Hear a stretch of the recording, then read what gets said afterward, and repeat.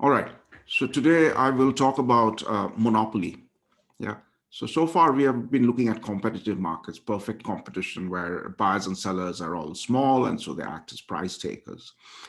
Um, Now, we have to understand markets where there's a small number of suppliers, right? And there are plenty of examples all around us. If you look at the airline market or the telecom market, uh, the auto industry and the car market, all of these are have just a few players, right?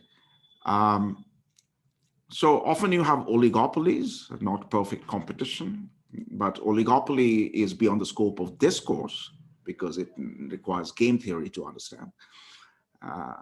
So you will study oligopoly in the second course in this sequence in the next semester. But let's swing to the other extreme and let's think of markets where there's a single supplier, yes, and it's a profit maximizing supplier. So there are examples like utilities, electricity companies, they have monopolies, right? Um, so what happens under monopoly?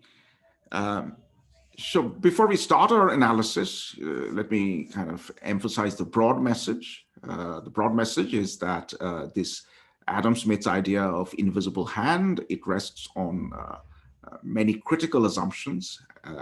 If those assumptions are not satisfied, the efficiency property of the market and the first fundamental theorem of welfare economics that we talked about, that markets lead to Pareto efficient resource allocation, that property no longer holds. And the monopoly is an example. Under monopoly, less than efficient quantity levels are produced. And as a result, there are deadweight losses which are created, right? However, that conclusion, which we'll see in a moment, itself rests on assumptions about what instruments, what pricing instruments the monopolist has at its disposal, right? So the simplest kind of monopoly pricing is where the monopoly has to charge the same price for every unit. Or in other words, the monopolist cannot price discriminate across people or across different units that are being sold. So they can't charge a higher price from one consumer and a lower price from another consumer. They cannot tell one consumer that the first item you buy will cost you 100 rupees, the second one will cost 90 rupees. They cannot make the price dependent on volume. It has to be a flat per unit price that the monopolist has to charge. Under that assumption that it has to be a simple flat per unit price, we can show that monopoly creates a deadweight loss. In particular, there's underproduction. Okay. But once we relax that assumption, as we'll see as we go through today's topic, uh, the inefficiency may go away when you allow for price discrimination or nonlinear pricing, as we say. Anyway, that's just giving an overview. So let me come back and let's start from the beginning. And the starting assumption is going to be that the monopolist has to charge the same flat price to everyone and for every unit sold. Okay. Under this assumption, what happens? Okay. So the main point is that the monopolist is not going to be a price taker. The monopolist is not going to assume that there's a given market price and it can sell whatever quantity it chooses at that market price without affecting it. That assumption would be unrealistic for a monopolist because the monopolist is serving the whole market. So it realizes that if it wants to sell more, it has to lower the price because the demand curve is downward sloping. We are, of course, ignoring Giffen goods. The analysis of the monopoly problem has to incorporate this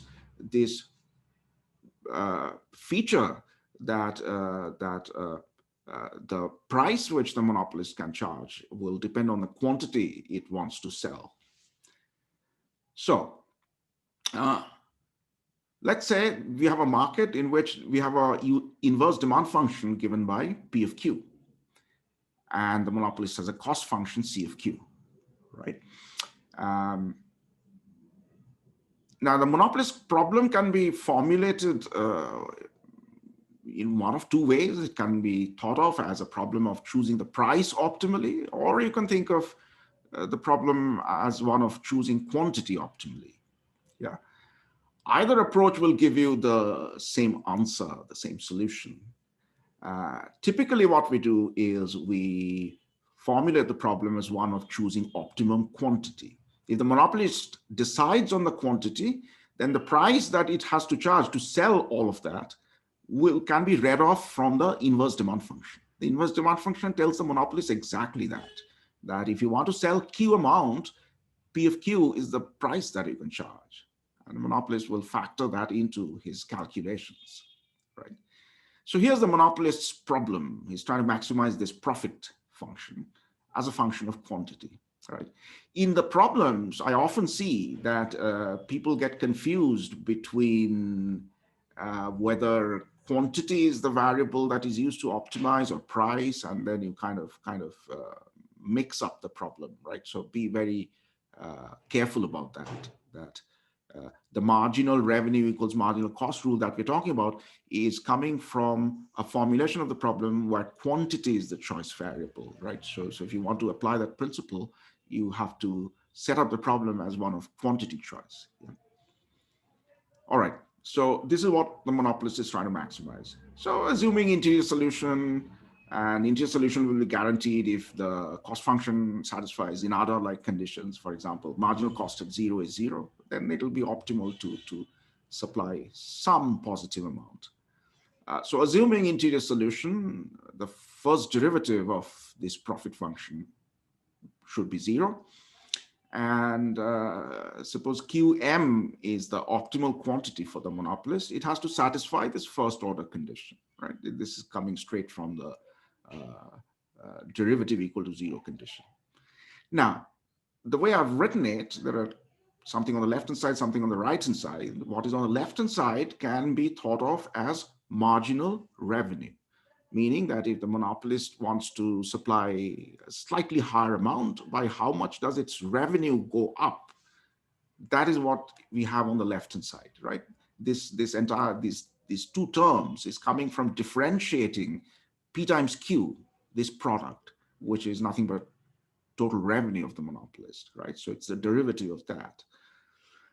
And on the right-hand side, we have marginal cost. Yeah. And again, the intuition is just as before, that the monopolist keeps increasing output till as long as marginal revenue is higher than marginal cost, it's more profitable to produce and sell a little bit more. It comes to a stop. Profit opportunities are exhausted when you reach a quantity or production level where marginal revenue and marginal cost are equal. That's when the last unit you produced and sold brought you neither profits nor losses. And if you go beyond that, you'll start picking up losses. Okay. Now, let's try and understand this expression just a little bit more. So what happens if the monopolist starts at some quantity and increases it slightly, right? That extra output can be sold at whatever the market price is for that level of output. So part of the marginal revenue comes from just the price of that extra unit that he has just put on the market. But in order to sell an extra unit, the monopolist has to reduce the price, right? Because you can't stick to the old price and hope that consumers will buy up this extra amount. In order to persuade them to buy the extra amount, you have to lower the price. And the moment you lower the price, the previous units that you were selling, right, before you increase production, you make a smaller profit on all of them because you're now selling them at a lower price. And that's the negative impact on revenue, and that's captured by the second term. Yes, a competitive firm doesn't have to worry about the second term. And that's why for the competitive firm, the optimality condition is produce up to the point where price equals marginal cost. Here, it's price minus or price plus some negative term has to equal marginal cost. And that negative term arises because the monopolist is aware that to sell more, it has to lower the price. And so the previous units, the profitability of the previous units is negatively impacted. And that's where this is coming from. So let me, now we can look at this first order condition, and I will rewrite it in a couple of different ways, which will give us a little bit of extra insight about what profit maximization by a monopolist involves. Right? So the first rewritten expression is here. You can look at the left-hand side and essentially what we are doing on the left-hand side is we are dividing both terms by price, P, and then we are multiplying by P, right? I'm multiplying as well as dividing by P, which should leave the left-hand side unaffected. So if I do that, I get this, right? The first term just becomes 1, and you have this thing. And this is just the inverse of the elasticity of demand, right? So from here, we can jump to this expression, right? So we have brought in elasticity, price elasticity of demand on the left-hand side. Now, immediately, what we can see is that whatever the optimum quantity is, it cannot be at a point on the demand curve where elasticity is greater than 1, where demand is elastic, right? Because, sorry, it cannot be at a point where demand is inelastic, where E is less than 1. Because if E is less than 1, we are subtracting something higher than 1 from here, and then the left-hand side will become negative, and this inequality cannot be satisfied. That's just mechanically putting it. But more importantly, what's the intuition? Why will a monopolist never choose a quantity where elasticity is, where demand is inelastic?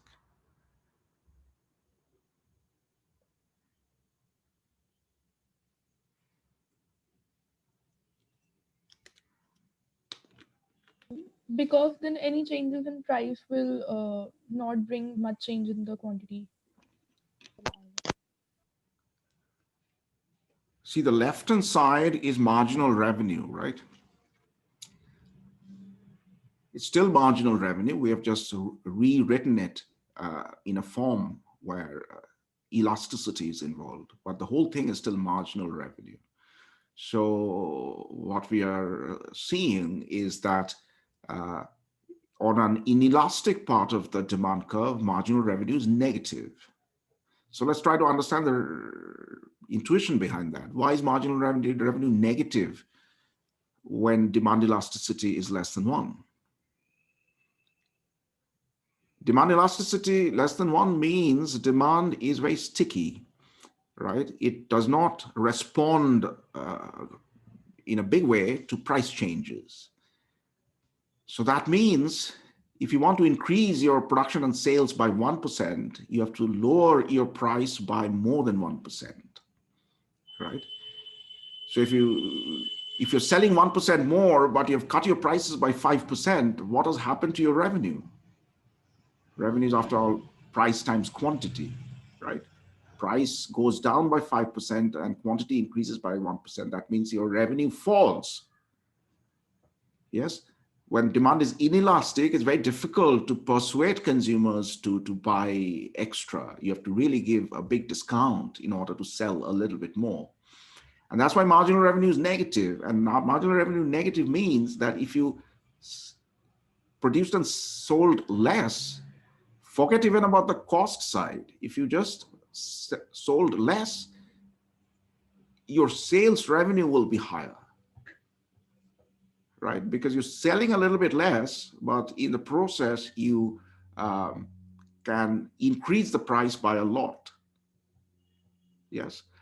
And that's the reason why, even if cost was 0, the monopolist will never produce a quantity where demand is inelastic. If it were sitting on that part of the demand curve, the optimal response for the monopolist would be to cut back on production just to increase revenues.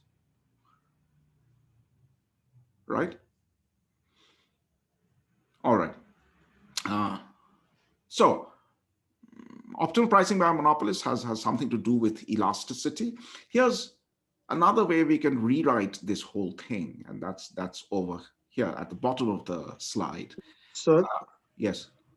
so what about the case where elasticity is unitary or it is one unitary elastic?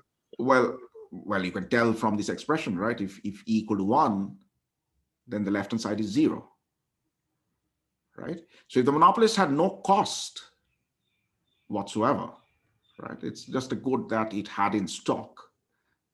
It was an endowment. Then that would be the optimum point, right? Then profit maximization would be equivalent to revenue maximization in that case. And revenue maximization happens at the point where elasticity is 1, right? Because at that point, if you want to just sell a little bit more or a little bit less, then the price increase and the quantity, the price change and the quantity change would be of the same magnitude, and therefore they would cancel out, right? So that's where the uh, derivative of the revenue function becomes 0. Yeah, but in general, if there's positive costs, um, that won't be optimum. The optimum would be less than that.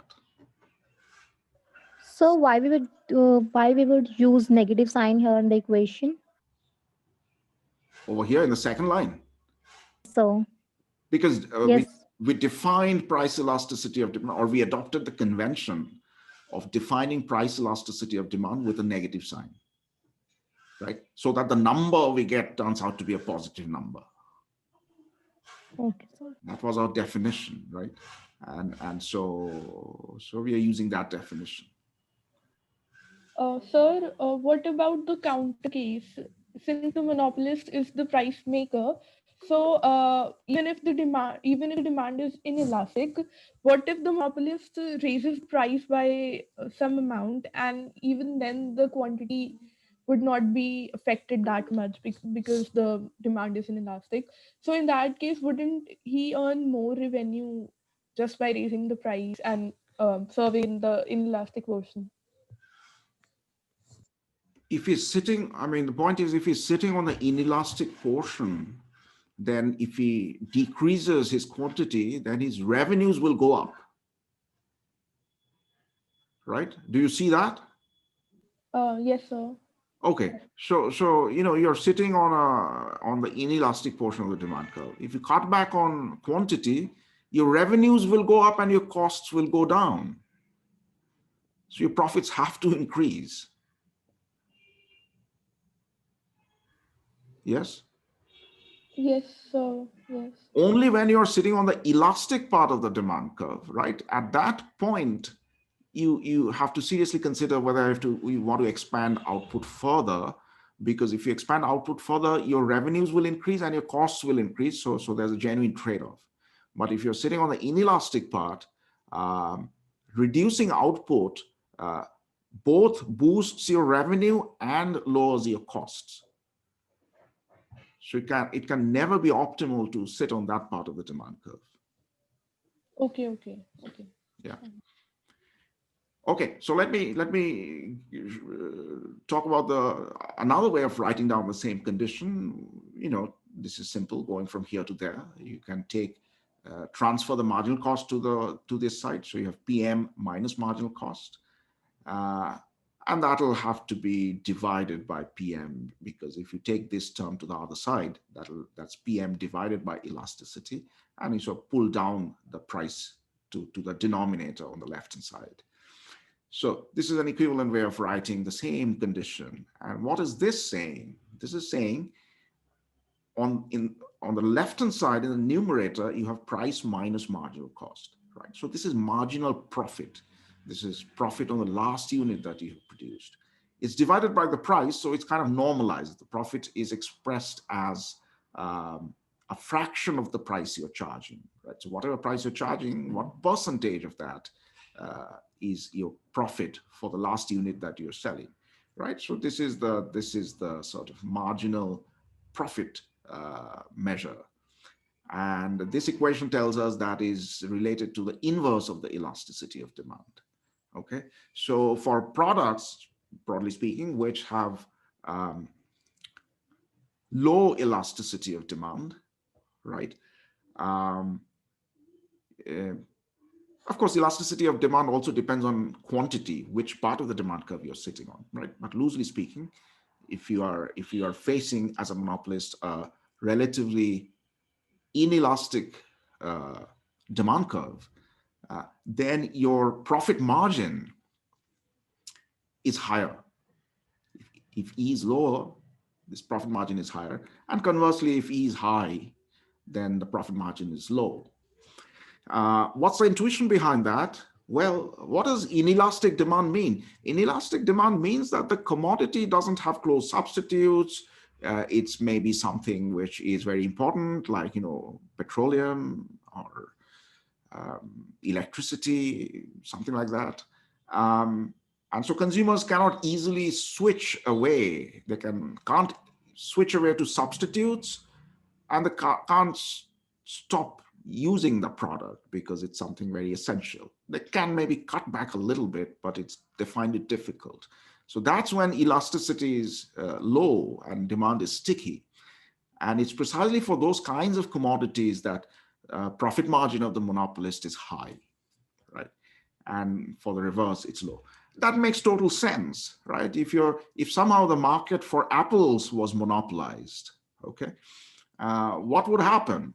Well, that monopoly power is not going to be terribly powerful, because if the monopoly starts raising the price of apples very soon, most consumers will switch to oranges, to bananas, to guavas, there are plenty of other fruits from which you can get your taste and your nutrition and your vitamins.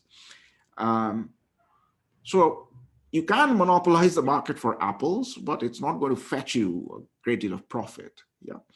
But if you monopolize the market for petrol or diesel, right, or petrol and diesel, then that's a very useful monopoly power, because because of the sort of essential nature of the commodity and lack of good substitutes for many users, like in cars, demand is going to be inelastic, and so this expression is going to be high, right? Monopoly power for relatively inelastic demand goods is powerful, because as the monopolist starts lowering quantity, creating scarcity, and raising prices, consumers cannot easily vote with their feet, right? They cannot quit buying this and go elsewhere, and that's why it's useful. Questions? Sir? Yeah. So the monopolist will affect the price indirectly by like reducing the quantity, right? Because here we are taking quantity as the variable and not the price. Sure. Yeah, okay. Sure, but that's just a way of writing down the problem, right? We have written down the problem. There's nothing very deep about that. Essentially, the monopolist has one degree of freedom. It cannot freely choose price and quantity at will, because the monopolist is constrained by the demand curve. The moment it decides that, I want to sell at this price, that immediately pins down what quantity it can sell. Conversely, if it decides I want to sell this much, then that immediately pins down what price it can charge, because if it wants to charge more than that, some amount of that output will remain unsold. Yes. So it's not that we can't think of the monopolist's problem as one of pricing. We can. We have just chosen to think of it as a quantity choice. Okay, sir. Yeah. Okay, so this is something very important to keep in mind if you look at policy debates around us, right? For example, there has been a lot of ink that has been spilled about, let's say, BT cotton. Excuse me, sir. Yes. So, how would things change if we start with choosing price first and then going to quantity? It wouldn't change at all, as you can see, right? That if you think about, you can work through the math of that, right? But it's not even needed. I think you can see conceptually that it shouldn't make any difference whatsoever. It's just that since revenues have to be balanced against costs, and the way we write down cost is that it's a function of quantity. That's why the quantity-based formulation is easier to work with. But if you want to think of price, yeah, you'll get the same answer, right? Okay. Okay. Basically, you have to then kind of, in a slightly clumsy way, convert your cost function into a function of price rather than quantity, right? So you, uh, uh, there's C of Q, then you have to say, okay, for that Q, whatever Q I'm trying to put inside the cost function, what is the price I can charge? And you input that price, and and you get the same answer at the end, right? You can try it out for some specific demand and cost functions and satisfy yourself that you're getting the same answer. Okay. Right? So, what did you mean by saying that monopolists have 1 degree of freedom? Because quantity, when they choose a quantity to maximize their revenue, they would, I mean, it would complement the prices that they choose, right? Yes. So wouldn't they have 2 degrees of freedom because they're sort of choosing both of them? No, but the point is they cannot choose them independently. The moment they choose price, their quantity is determined. The moment you decide I want to sell at this price, and then you go and look at the demand curve. The demand curve immediately tells you how much you can sell at that price. You don't have the luxury of further choosing the quantity. Okay, Yes. okay, got it. So 1 degree Sir, of freedom in won't the be sense of statistics. In statistics, isn't that what we do, right? That what are the number of free parameters? sir, won't be choosing quantity for monopolist will be more profitable than choosing price? No, why? Sir, because like if a monopolist can choose price, then he or she has to restrict their price, na, sir, their quantity. Because with given quantity, he has to. Point is, I mean, when you say, isn't it more profitable to choose price than quantity? Well, it depends on what price and what quantity, right? So I can find a price and a quantity so that, that price is more profitable than choosing that quantity, but I can also do the reverse, right? There's nothing very complicated or deep here. I'm just saying that the monopolist doesn't have the luxury of freely choosing a price and a quantity. If I have a monopoly on the electricity market, I'm BSES, the monopolist in supplying electricity to Delhi. And suppose there's no regulation. Usually there are price caps by the government, but for a moment, let's assume that away, right? So I'm free to charge a price. So the moment I decide as the CEO of BSES, isn't that our electricity company? Yes, Yes, sir. sir. Yeah. So the moment as a CEO, I say, okay, I'll charge 50 rupees a unit. I don't have the luxury to say that I also want to supply whatever 10,000 megawatts to all Delhi households. What I can supply to Delhi households is whatever they will buy at 50 rupees a unit. Once I choose a price, the quantity no longer remains a choice for me as a monopolist. Similarly, if I decide on some quantity target that I want to supply 50,000 megawatts altogether to the Delhi market, I don't have the luxury of deciding what the price is. The price is whatever consumers are willing to pay to buy that amount of electricity. So that's all I mean. I mean, it's nothing very complicated. Yeah. But there's an important point to note here, and let me try and link it to some of the public policy debates that we often have. So, for example, there was a huge controversy over BT cotton. BT cotton was introduced in India in 2002, and there was a lot of opposition as well as sort of supporters. Part of the reason for opposition has to do with environmental factors, food safety, whatever. I'm not getting into that. One subset of arguments revolve around the fact that unlike traditional seeds, which are not patented, right? Things like BT cotton are patented by big agri-tech companies like Monsanto, right? And part of the argument is that, well, Monsanto has a monopoly on this item, and it'll use that market power to charge very high prices from farmers, and so farmers will lose out. Now, this argument on the face of it has a problem, because as long as the traditional seeds are still there, right, there's a substitute that farmers have. And so if Monsanto starts charging very high prices, farmers can always switch back to their traditional varieties. So whatever income they could generate by planting the traditional cotton seeds would serve as a lower bound on what they can get if Monsanto, with a patent on their BT seeds, enters the market, right?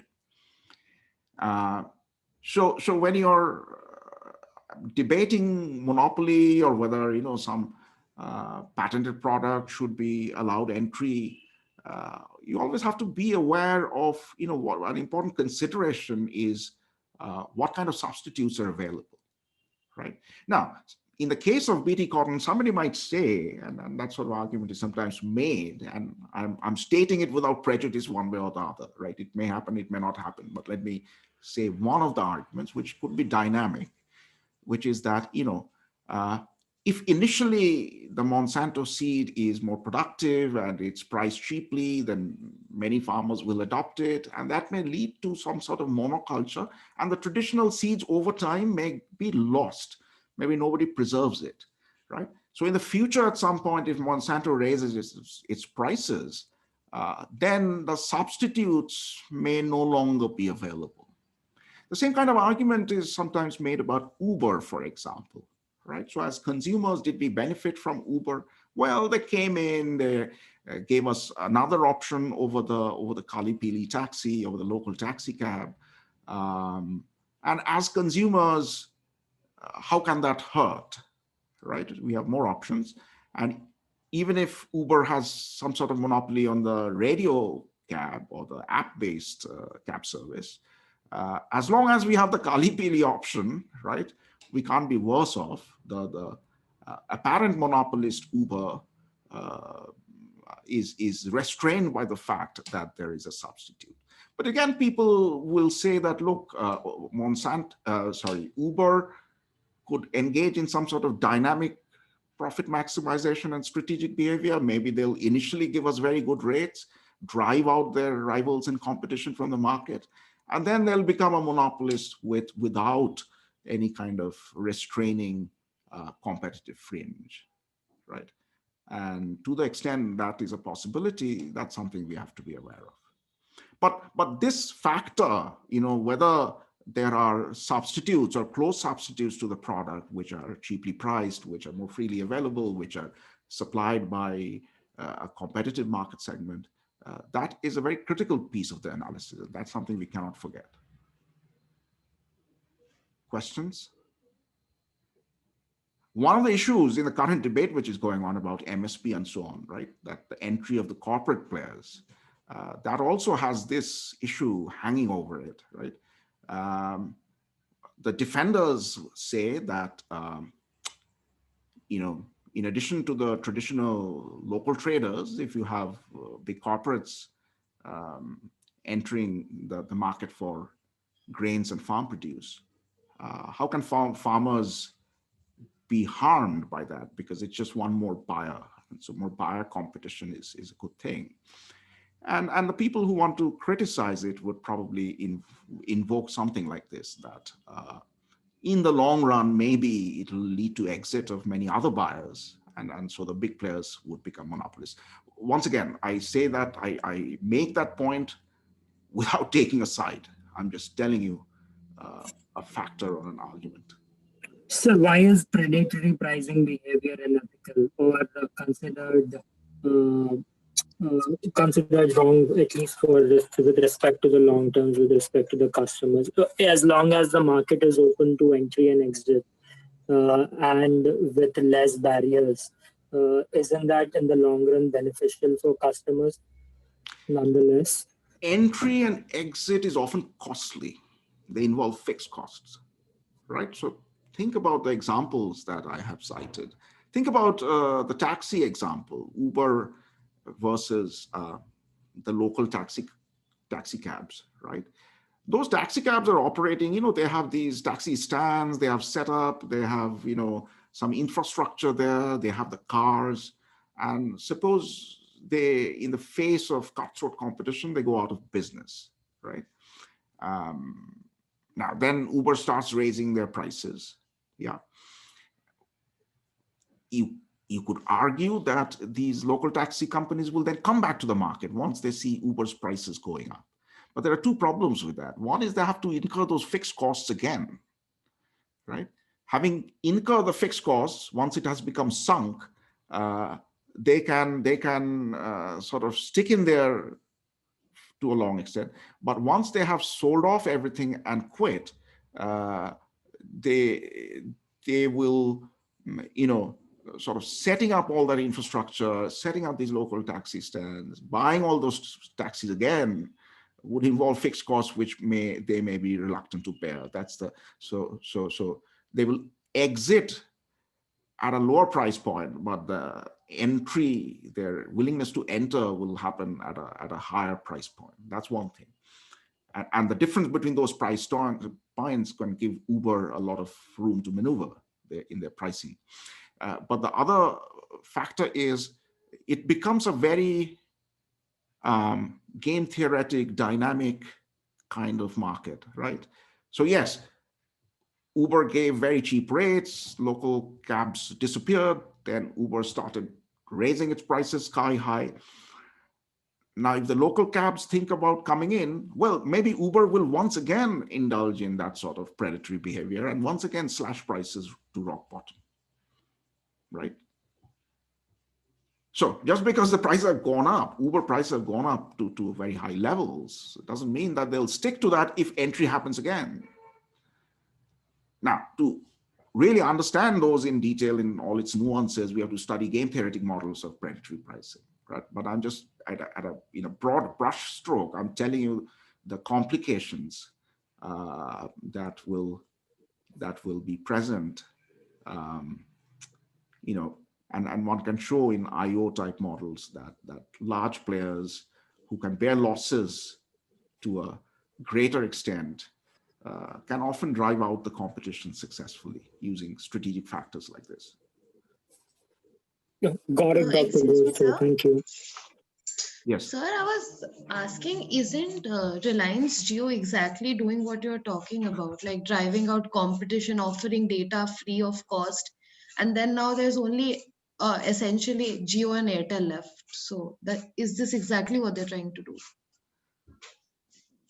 Many of the critics would say so, right?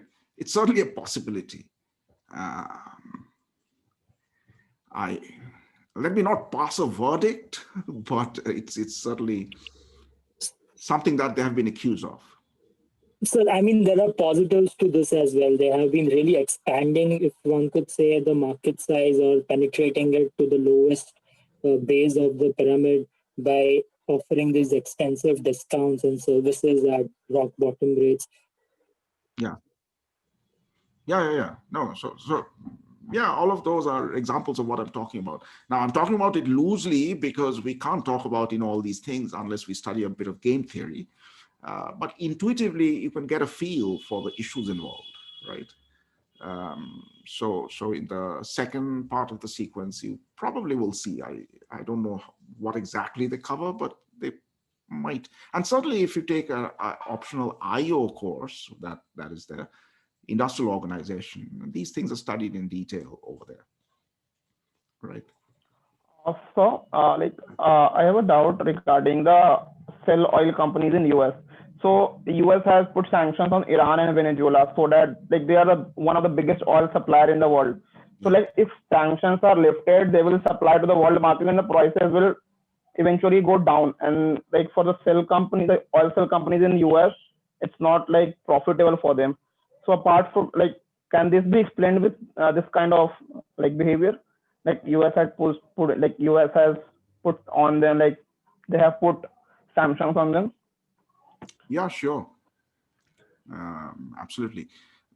See, the US for a long time was a net importer of oil. I mean, they had their own Yeah. suppliers, but they were higher cost. And on balance, they were net importers. And when you're a net importer as a country, your interest is more in driving prices down. Yes. Mm-hmm. Now, two things may go against that. One is that if the oil lobby of your country is strong, then under pressure from lobbyists, you may want to drive up prices instead of driving down prices. You always have to, in those situations, politicians have to balance, the campaign money that they get from powerful domestic oil lobby versus the votes they may lose if the price of the pump goes up, right? And sometimes, they may decide that, well, it's worth losing some votes if I can attract a lot of campaign funds because I'll win back more votes that way. Anyway, there's that politics of it, right? Now, the other factor is that, some of these other sources like fracking, right? They have expanded, they have become more feasible over the last 10, 20 years. So the US, I think the latest, they are net exporters of oil, and some other Western companies like Canada for a while has been a net exporter. So when you're a net exporter, or when your domestic oil lobby is very strong, then the political decision making may favor raising prices, and that's when this sort of thing that you just talked about, putting sanctions on Iran, whatever other oil producers, plays into that incentive. It's complicated. There's the tug and pull. But a lot depends on what the net position of a country is with respect to energy sources, with respect to fossil fuels. And the US has its supply capacity has steadily increased over the last 10, 15 years. And that's perhaps why it may be a little more inclined towards these kinds of policies, cutting short other producers. It also depends on the regime, right? I mean, the Trump regime has been much more receptive to oil producer interests. Yeah, so that's only, sir, if Biden will take office, many of them are speculating that it will go back to the nuclear deal so that Iran can India can buy oil from Iran and Venezuela again. So won't it hurt the companies in US, the cell companies in US? Yeah. So why Biden will do that? Well, but it will benefit the consumers, right? It will benefit the consumers, and purely in terms of votes, there's more of them than oil companies and their employees, right? It's a complicated political issue. Okay. I'm just pointing to the pieces involved. Ultimately, how it plays out depends to some extent on who wins, which political party. Environmental issues also play a big role here. So I mean, one reason for Biden to try and clamp down on domestic producers is environmental concerns. So a lot of the Democrats have their supporters and constituents are much more worried about the environment compared to the Republican base. So that's an additional reason for Biden to and this came up in the campaign debates, right? He said that he will try to limit things like coal and oil energy and so on. The Green New Deal. The Green New Deal, yeah. It's American politics, as you can see, is very unpredictable. All politics is very unpredictable. American politics is in such a state of turmoil that, I mean, we can identify some of the, Democrats are broadly going to push in this direction. Republicans are going to push in that direction. But how it exactly plays out is, it's a very interesting match to watch. And we'll see what happens in the next few years. Okay. Now, let me get through the main point here. The big overarching point is that a monopolist who applies this principle to choose to maximize profits will end up producing less than a competitive market would have and charging more. Yes. And as a result, there will be a deadweight loss of monopoly. So let's quickly see why. So QM, remember, is the optimal profit maximizing quantity for monopolist. Q star is what a competitive market would have produced. And we know that in a competitive market, so if the same firm, for example, even if there's one firm, if its behavior is price taking, then it's acting like a competitive firm. And we can solve for how much it'll produce. And so if you apply the price equals marginal cost principle, the quantity at which that happens, let's call it Q star. So that's the competitive benchmark. That's what a perfect competition market would have produced.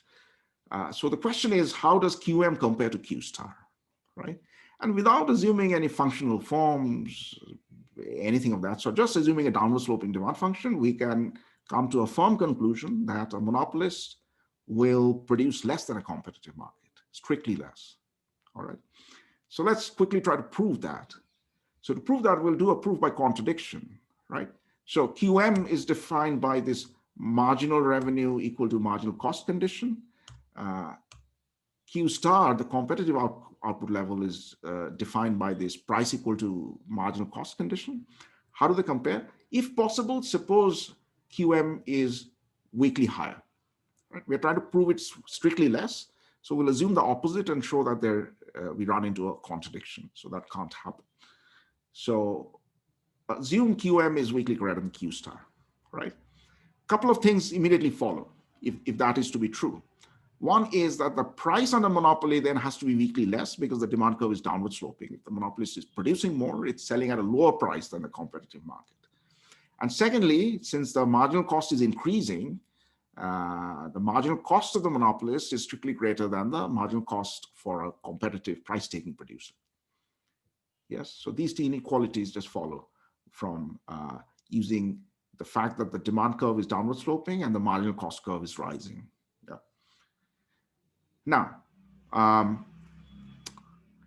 Now let's look at the two equations which define Q star QM, and let's subtract the left-hand sides and the right-hand sides, and those two differences will also be equal to each other, right? So that's what I've done here. So when I subtract this left-hand side of this equation from the monopolist's optimum 2 slides back, I get this left-hand side, right? There's the price difference between the two market forms, plus that extra term, if you remember, in the marginal revenue expression. So that's on the left-hand side. And on the right-hand side, we have differences in marginal costs, right? Now, since our starting assumption was that monopoly output is weakly higher, that means our right-hand side is positive or non-negative. And our left-hand side is strictly negative, right? This difference is non-positive, yes. And this is a strictly negative term because the demand curve we have assumed is strictly downward sloping. And so we have a contradiction. The left-hand side is strictly negative, the right-hand side is weakly positive, and they can never be equal, right? So we reach the conclusion that this starting assumption was untrue. So QM is strictly less than Q star for any general downward sloping demand function. All right. So yes. We have assumed that marginal cost is increasing. Yeah. What in case of natural monopolies? Isn't that marginal cost is decreasing for natural monopolies? Couple of things. First, as we discussed before, if marginal cost is increasing throughout, then a competitive market just cannot survive, right? One seller will run away from the rest, expand its volume and production, enjoy low costs, and will be able to price out the rivals. Yes. So the question of comparing how does a monopoly perform relative to a competitive market with increasing returns to scale? The question doesn't arise because a competitive market will be unstable. It will lapse into a monopoly and become a natural monopoly, right? That's the thing.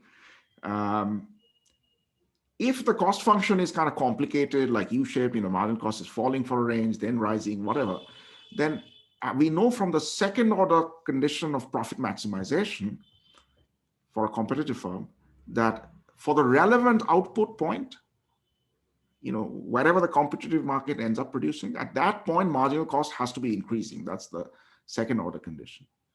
So therefore, we don't necessarily even have to assume that it's increasing everywhere. Around the optimum output level, it's increasing, and that we can exploit. Okay. In terms of pictures, you're surely familiar with the picture, the same idea in pictures. So let's look at that. Here's the marginal cost curve. Here's the demand curve, the blue line. As I just said, when you look at marginal revenue is always below the demand curve, right? What does the demand curve tell us? For any quantity, what's the price consumers are willing to pay to buy that quantity? What is marginal revenue? It's the price minus some term, right? It's some number subtracted from the price, and that number captures that if you want to increase quantity a little bit, what is the effect on your profits of lowering prices on the previous units? Yeah, and so marginal revenue is always below, and so the intersection with marginal revenue happens at a lower quantity, right? So that's the diagrammatic argument.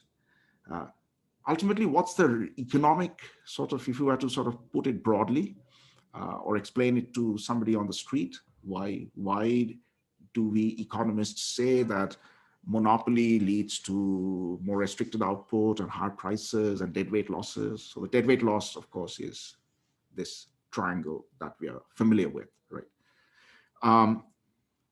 Why do we say so? Basically, the monopolist in some sense creates artificial scarcity of the good to drive up prices. It realizes market power. It is a large enough player so that by cutting down on its own output, it can create significant scarcity in the market. And it leverages that scarcity to raise prices eventually to its benefit.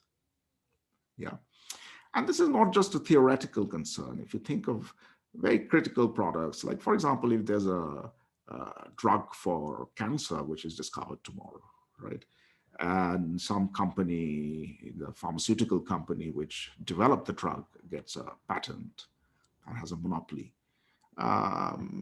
Looking at its global profit prospects, given that there are rich markets in Europe, North America, and so on, the company will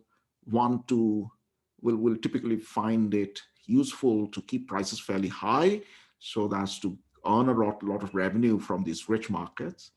And when it does so, poor cancer patients in poorer countries like Africa and other poorer parts of the world will go untreated. They won't be able to afford this life-saving medicine, right?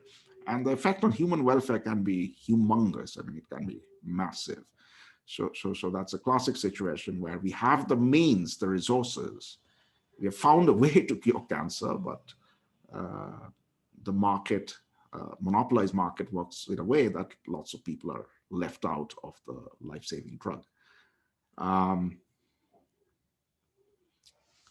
Yeah, so it's not a small matter. It's not loose change that we're talking about. If you think of some possible critical products and services. Right now, we're talking about vaccine, right? And already the mRNA vaccines are a lot pricier than the Oxford vaccine, for example. And these margins are operating on life and death questions, right? Questions?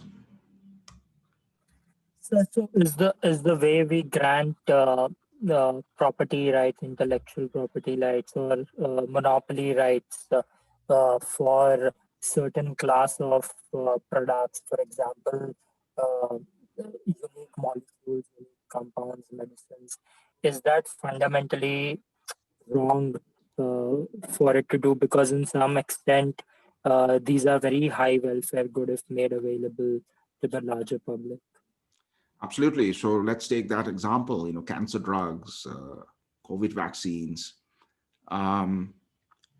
So for drugs like that, the system we have is a patent system, right? 20 years patent for the company which developed it. Now, that's not a natural monopoly, that's an artificial monopoly because the government has created that system. So why do we have that system? Is there a reason to defend it? Sir, is it to stimulate innovation and essentially motivate companies to invest heavily in high risk development processes, research and development? Yeah, so, IPLs. so we see the flip side of it, of course, right? These patents are granted for products which take a lot of resources to develop. A lot of R&D goes into, billions of dollars of R&D go into that.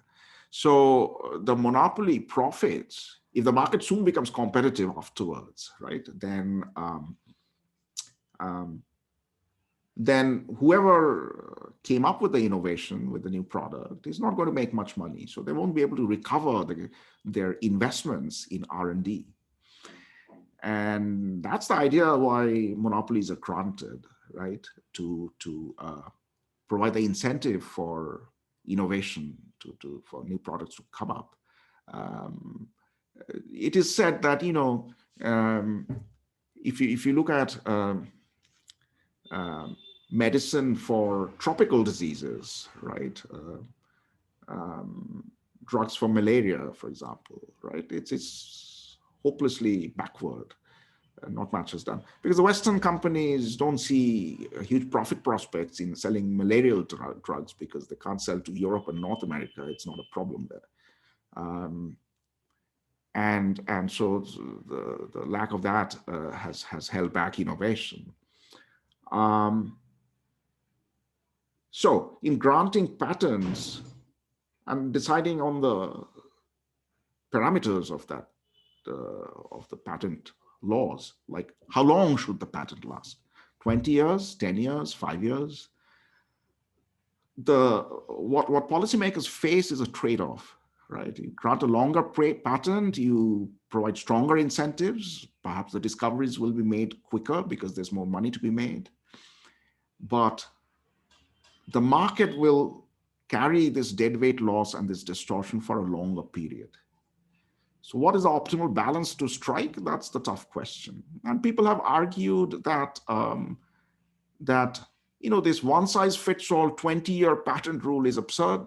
It should be more product specific. And given, sort of a lot of patents today are on tech innovations and so on, where the life cycle of the product is nowhere close to 20 years. 2 years is a fairly long for a microchip or some innovation in mobile phone technology. So some people have argued that this 20-year patent is really absurdly long. And even some people have gone to say that, if somebody makes a discovery, a new technology is discovered, rivals try to figure it out, right? For pharmaceuticals, the generic drugs come up because other drug companies try to figure out the chemical composition and try to produce it themselves. But it takes a little while, okay? So the innovator, even if it's not protected by a patent, because of natural lags in copying and imitation, will enjoy market power for a short while, right? And people have argued that that is enough. We don't need patents. We don't need these market distortions for 20 years, right? I will, since you bring it up, I will post an article by David Levine and I forget the other author. They made wrote a very provocative paper saying that the patent system is obsolete because of these factors. So I'll share it with you guys. So one follow-up question on that. So Yeah. are there other structures apart from these that have been investigated academically that could perhaps provide a good alternative? So for example, sir, I was reading an article and I think this is also a policy action that government like the United States take, where they essentially fund a large chunk and part of the R&D development process for pharmaceutical companies, with the caveat that these will not be priced monopolistically. So, are these perhaps the right middle way to go with, or do these policies also have demerits? Yeah, so one obvious alternative is the public option, right? Public investment. Let government labs come up with the products, the innovations, right? Funded by taxpayer money. And then that can be shared with private companies. So production can be left to the profit motive in the market, but discovery or innovation should be done in the public sector. That's one option, right? Sir? Yes. Sir, the other option could be like in case of natural monopolies, we studied that while pricing the product, what the monopolist can do can charge a higher price from those consumers who are able to pay a higher price and a lower price, like creating two sectors among consumers, so that those who can't pay a high price are charged a lower price to make up the losses. And the monopolist can charge higher price and a lower price. Two prices can be charged. Sure. So we are going to spend quite a bit of time on that issue of price discrimination, right? So for the cancer drug, you could say that, okay, if we kind of somehow can create market segments, so one price for Africa, another price for rich Americans, then at least the poor Africans get access. Well, but the rich Americans will end up paying more, right? Once the poorer market is kind of taken away. So we'll look at the details of that, right? But to some extent, you can, in fact, to a large extent, if you allow the monopolists to price discriminate, as you just suggested, Tanya, the underproduction and the artificial scarcity problem will go away. We'll see that immediately. I'll take a break and we'll talk about that right after the break. But the monopolist will extract even more consumer surplus. So now even the rich Americans and the poor Africans, although the Africans gain access, all consumer segments will feel that, yes, they're able to afford it, but they are being pushed to their brink in terms of the prices they have to pay, right? So we'll talk about that. The public option, public funding, what do you guys think about that? Why don't we, take Incentive. Yeah, there wouldn't be more incentive to produce. Yeah. See, it's complicated, right? If you look at the history of innovation in the 20th century, right? Some of the big innovations came from the public sector. Some of the big innovations came during the war effort, during the Second World War. Airline technology, flight technology, computing, and all of that. And generally fundamental research, more basic research, advances in sciences, which through several steps, through engineering and then commercial applications, eventually reaches the market. But if you look at the sort of original ideas, you look at recent biotech, this sort of mRNA and what is this new thing for which the last chemistry Nobel Prize was given? I forget the name. Some absolutely path-breaking technique. CRISPR, sir. CRISPR. So all of these innovations came from university campuses, yes, by researchers and professors who are engaged in university, where there's a huge amount of public money. I think, broadly speaking, more fundamental research traditionally has had a huge public component that is perhaps done more effectively in the public sector.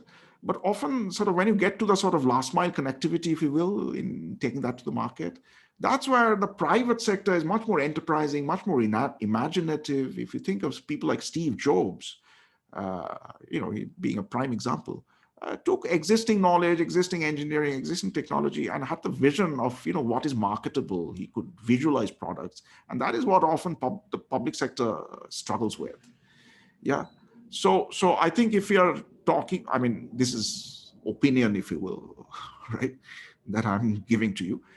I think our experience of the last 50 years or 100 years tells us that it's not that simple, that the public sector is perhaps more, has a comparative advantage in basic fundamental research, but that sort of fine-tuned commercial application and this kind of knows for, what is marketable, for which there's demand, that has traditionally, the public sector has struggled with that. Yeah. Our public sector HMT, God bless them. HMT is dead. Long live HMT. My dad still has these HMT watches. They are absolutely unbreakable, fantastic. They don't break down. But HMT went down and they couldn't innovate in terms of style and fashion and design. They made very good watches, yeah. But there were some aspects where they couldn't keep up with your Titan watches and these other things. Oh, let me, while I'm going to take a break. There's another idea which is, and it was floated by Michael Kramer, who won last year's Nobel Prize, if you remember, for very different things.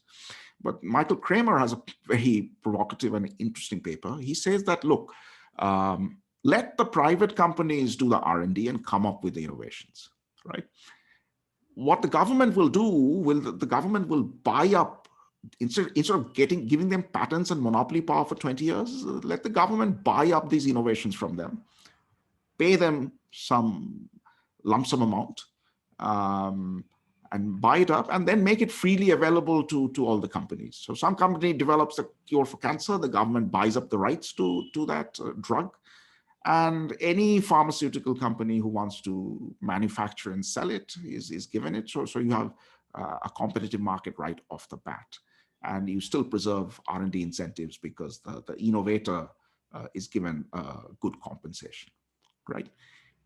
What about that? But so what is a good compensation? Like, exactly. How do you decide what is a good compensation? And it leads to a hold-up problem, right? A company, it leads to problems of both kinds, either hold-up or price gouging or exploitation. So a company spends billions of dollars to come up with a drug, and the government says, I mean, this is no big deal. We'll pay you $1 million or $2 million, and we'll take it from you. And the government is powerful, right? So doesn't this essentially also happens in places when there is public-private partnership? That is the same tussle even there also. Okay, how much proportion need to be given to the private sectors? And if it is given, then is it not leading to very large prices for the public to be able to afford them? But again, the tussle between. Some form of this can crop up, and I mean, we have looked at revenue sharing disputes in the telecom sector, right? Share of profits. What do you mean by profits? Yeah.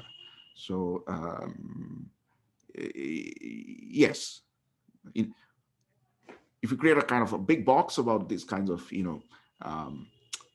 ambiguities, and that ambiguity will be there, and specifically, what is the value of that innovation? The government will want to, once the innovation is made, the company will want to exaggerate its commercial value, and the government will want to downplay its commercial value. They have it won't even be an honest difference, right? It will be a dishonest difference because each side has an incentive to pull in some direction. So somehow you have to resolve it. And this is where Michael Kramer's proposal comes in. What Michael Kramer said is that, okay, somebody makes a discovery, right? And then the government will put up that license for auction. So Pfizer comes up with a COVID vaccine, and let's say there are no others. And so it's put up for auction according to this proposal. And everybody, whatever the Merck and other, and Novartis and all the other drug companies bid for it, right? And whoever is the winning bidder in the auction gets a license and a monopoly, Okay. So Kramer's point is that, first of all, this auction will lead to price discovery, right? Companies will bid according to what they think is the worth of that license, of that product. And so that'll bring out the value in a credible way, instead of the government, downplaying it, or the innovator sort of exaggerating it. Honest bidders will reveal the true commercial value of the auction. But that doesn't seem to solve the problem, because the monopoly just transfers from the innovator to whoever wins in the auction, right? So we still have the monopoly problem. Yeah, the value has been revealed through the bids in the auction, but it's still a monopoly. So there, Kramer says that, okay, we'll hold this auction, and in 99% of the cases, we'll cancel the auction. And the government will buy up the innovation from the innovator at the auction determined price. And in 1% of the cases, the auction will be honored, and whoever won the auction will get the license and the monopoly. So at least we have reduced the monopoly from 100% of the cases to 1% of the cases. And that 1% is the carrot that you have to dangle to make the bids credible. If every auction is scrapped, then nobody has an incentive to bid seriously. But as long as there's a 1% chance that the auction will stand, then people will bid seriously. So that is Sir, Kramer's. is 1% a sufficient threshold to bring in efficiency to the auction process? What is you mean, should it be 1% or 5%? How do we come up with that number? Yes, sir, I'm just trying to ask, is that sufficient? Like 1% of them is not scrapped. Will that lead to efficient price discovery, just having 1% of them go through?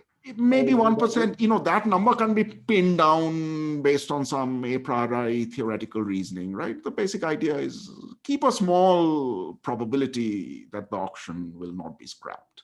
It could be 1%, it could be 5%, it could be 10%. But in the remaining, if it's 10%, in the remaining part, we get rid of monopoly and we have a credible price discovery. Yes. Sir, you said that auction will reveal the prices, but it will be true for all cases. For example, spectrum cases, like in Indian government typically auctions the spectrum prices. Don't you think, sir, that it's always overpriced? Will it be lead to a fair price discovery? This is my question. Like you told that in auction it will be a fair price discovery. See, I can't give you a short, simple answer to that. Yes, we have to get into auction theory and invest quite a bit of learning to address questions like that. It's a very important question, but I can't tell you in a simple way.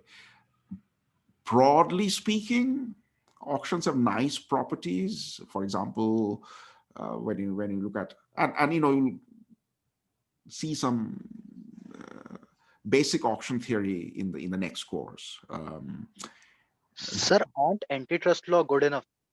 Yeah, let me just finish that, right? So broadly speaking, in some environments, you have to make assumptions, of course. In some environments, auctions lead to very good price discovery, right? That's the sort of broad thrust of it. Doesn't mean that it's every environment, every situation, auctions have these nice properties, but typically, and the basic intuition is not hard to understand, right? Auction creates, see, when you have one-to-one negotiation over some transaction, right? You have a car, and I'm trying to buy the car from you, right? You will go all out saying, this is a wonderful car, everything is perfect, and I have every reason to point out flaws, etc., etc. None of us will be speaking honestly. But when you have competition, that's what keeps buyers and sellers honest, right? When somebody else might jump over them and get the deal, that's when their bids reflect what they truly feel is the value of the object that they're bidding for. Now, beyond that, let me not sort of expand on that. You'll see a bit of auction theory. Sometimes we give these outside the coursework, there's been talk about some supplementary lectures for those of you who are interested. So let's see if we can put together some a series of talks on auction theory, and then we can elaborate on these ideas. Yes. And sir, I have one more doubt. Like you said that like government will keep an auction, and what is the percentage? 99% times government will cancel and buy the product. Yeah. So like the company who has invested, like, who has done the R&D, and can like they can he can go to the other players and say that we can hike the prices, because ultimately government is going to buy that, and they can share the profits like from the sale of the R&D projects. Absolutely. That can also be a case. Yes. Don't say that aloud. Yeah. Let's keep it to ourselves. Collusion in auctions is always an issue, right? Many of the nice properties that auction theory talks about break down under collusion. Now, auction theory itself has extensions and papers which try to model the collusion itself, right?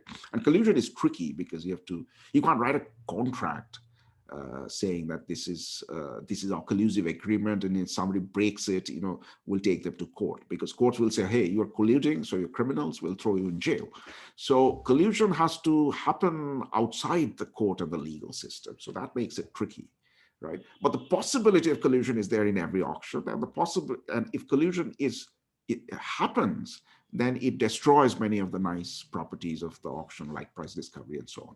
So the question becomes empirical, right? In the kind of product and innovation that we're talking about, what do we think are the chances of collusion happening among the major players? There's no easy answer to that. I mean, ultimately, if such a system is tried out, you have to keep a tab on it. You have to look at data. You have to see whether collusion is happening or not. Right? And absolutely, it'll be very much something that the antitrust authorities will have to worry about. Okay, guys, let's take a quick break, and I'll come back and talk about price discrimination in monopolistic markets. So 3:30 we start again? Yes, sir. Okay.